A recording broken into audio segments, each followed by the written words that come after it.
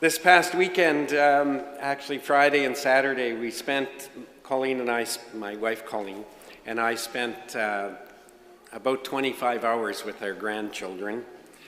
We had them from about 3 o'clock on Friday until 3 o'clock on Saturday. That ends up being about 48 hours by my count. I really don't know where they get the energy from, but I was exhausted. And the grandchildren and children in general are pretty astounding and amazing, and I'm coming back to amazing. I want to start off with Isaiah's reading, the reading from Isaiah chapter 45. And what has happened in history at this point is the Jewish people, the people of Israel, have been enslaved in Babylon. They've been captives of the Babylonian Empire, and Cyrus was a Persian king. And God equipped Cyrus with a well-equipped army and sent them and defeated the Babylonians. And it was Cyrus who gave the people of Israel their freedom. He freed them from Babylon. And Cyrus, according to Isaiah, was an anointed king. An anointed king is a God-blessed king. We also hear from Isaiah that Cyrus didn't know God, had no God, didn't believe in God. But God anointed him nonetheless. And not only that, God reminds him and the people of Israel that there is but one God, one true God, the Lord, the one God. And he reminds us several times in that passage who God is. Now, Cyrus, of course, we hear about him later on, but as I said, he set the people of Israel free from their bondage in Babylon. And that's what he was called to do.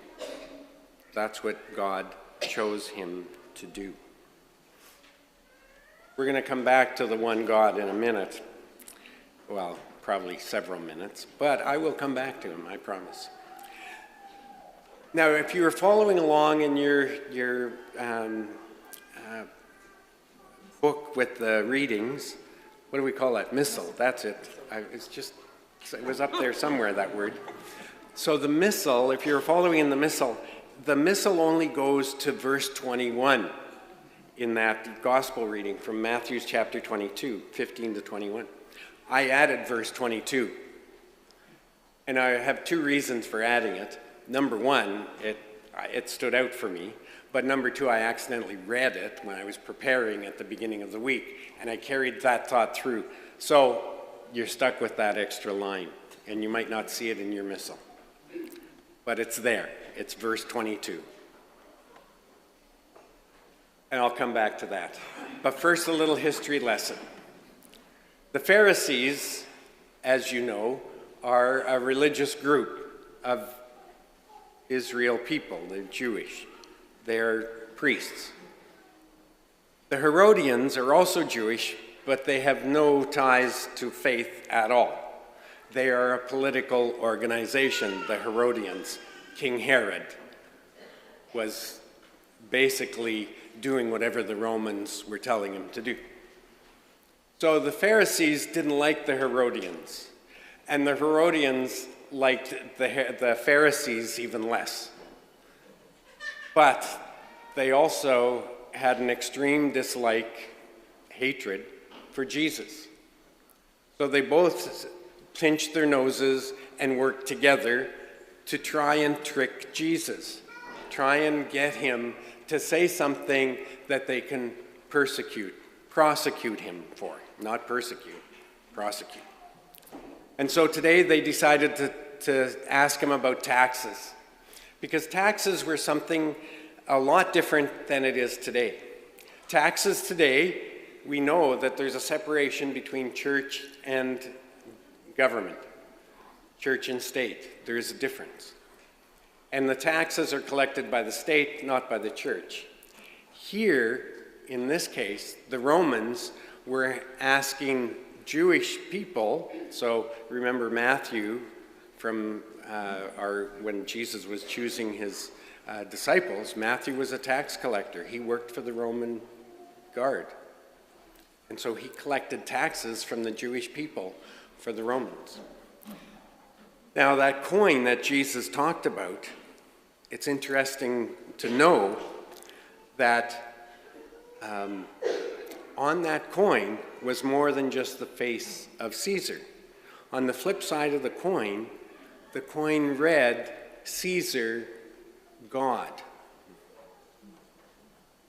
So Jewish people never carried the denarius in their pockets because it was against their faith. They have one God in heaven, not any earthly God. So the Jewish people, for the most part, never carried these denariuses with them. So taxes today are collected by the government.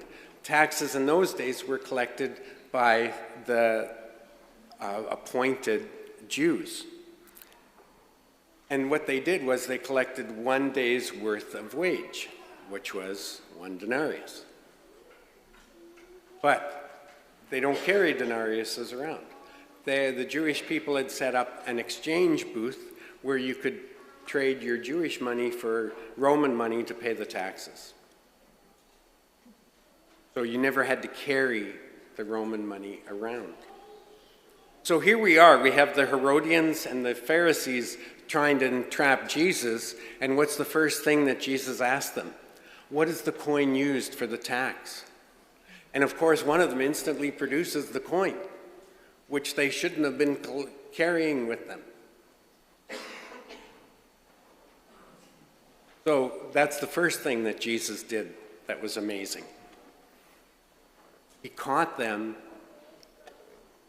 with the coin in their possession that they shouldn't have had in the first place.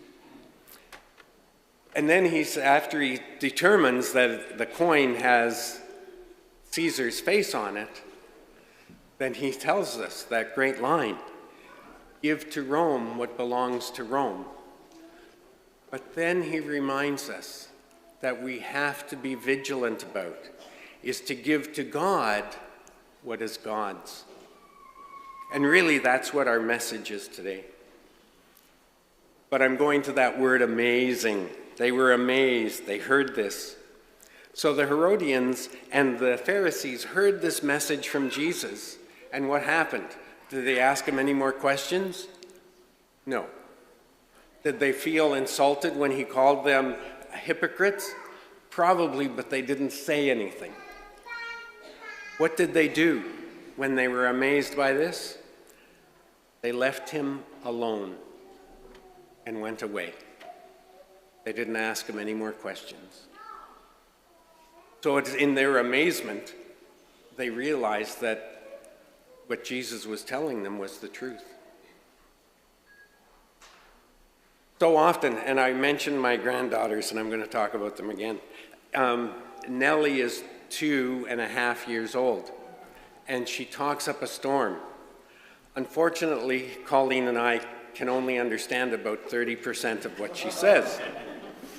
So we're always asking her, could you repeat yourself, sweetie?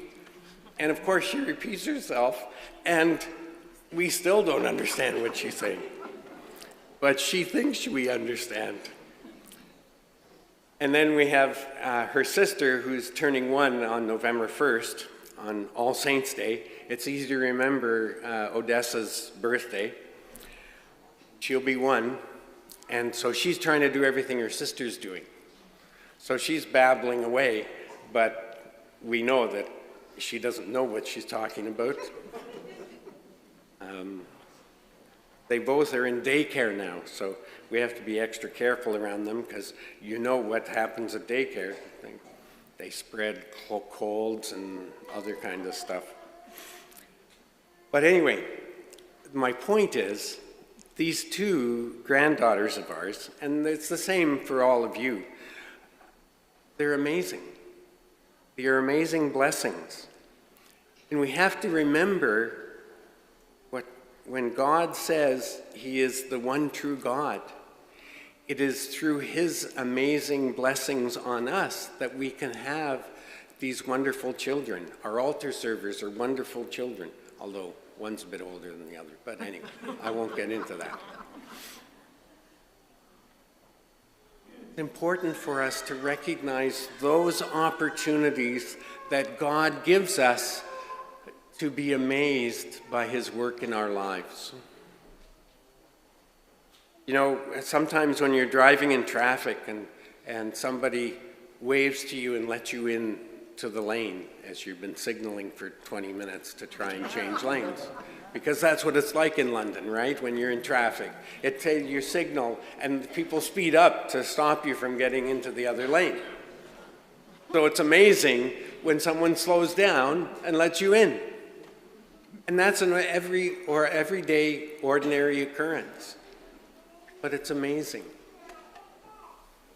Those are opportunities that God allows us to be amazed. You know, Father Steve, at the beginning when we had the children, he was asking the children about the fall colors. That's amazing. And we see that every year. And sometimes we take that for granted. Because we're so busy in our day-to-day lives, we don't take advantage and be thankful for that amazing display of color that God gives us every fall. But more importantly, it's those everyday activities, because we're so busy in our lives, that we often forget to be amazed. You know, the choir often will sing a song called Amazing Grace. And it is amazing when we get those graces of God working in our lives. I don't think they're singing that song today, but that hymn. But there are many amazing things going on in our lives. I am amazed and thankful for each one of you here today, you parishioners, because I have my name tag on, and everybody says, "Oh, we know who you are." Yes, but I still need to be reminded who I am. It says Deacon Tom, but I'm still Tom. And many of you still call me Tom, and that's great. And I'm amazed and wonder, it's wonderful that you do that you can call me Tom. So as we carry on this week, let's just pray that God gives us opportunities to recognize those chances to be amazed by the work in our lives.